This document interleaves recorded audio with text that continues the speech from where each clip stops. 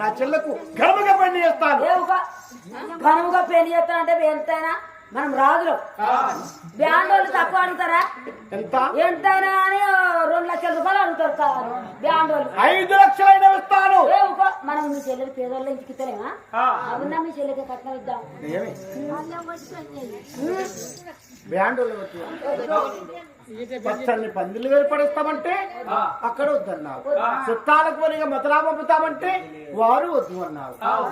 అయినా బ్రాహ్మణ్ణి మన పిల్లనంపి పంచంగాలు చూపించి ఏ రోజున ముహూర్తం వస్తాదో అది ఏ రోజున పెళ్లి చేస్తాము.